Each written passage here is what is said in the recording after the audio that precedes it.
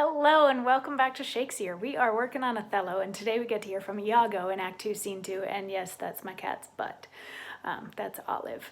Anyway, we've just had a fight scene this is Act 2, Scene 2 as the folio calls it, Act 2, Scene 3 as lots of other versions call it, but anyway, there's just been a fight that was largely orchestrated by Iago. He, remember, had Roderigo go try to pick a fight with Cassio, and he was successful, and coming back, Roderigo ran away, and Montano and Cassio ended up sort of fighting because also everybody's drunk, and things got really loud and rowdy, and they had to ring a bell, and Othello had to come in and break the whole thing up, and yesterday he was like, we just landed in a peaceful city and we're celebrating the fact that this is peaceful, so why are you fighting each other in the streets? Like, come on, what are you thinking?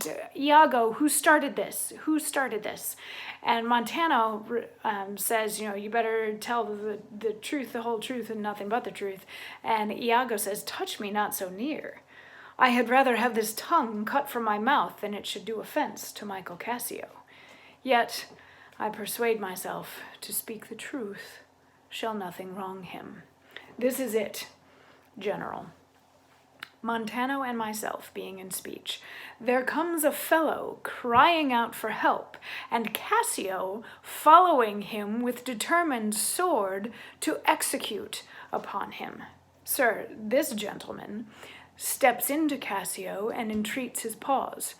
Myself, the crying fellow, did pursue, lest by his clamor, as it so fell out, the town might fall in fright. He, swift of foot, outran my purpose, and I returned then rather, for that I heard the clink and fall of swords, and Cassio in high oath, which, till tonight, I ne'er might say before. When I came back, for this was brief, I found them close together at blow and thrust, even as again they were when you yourself did part them. More of this matter cannot I report, but men are men.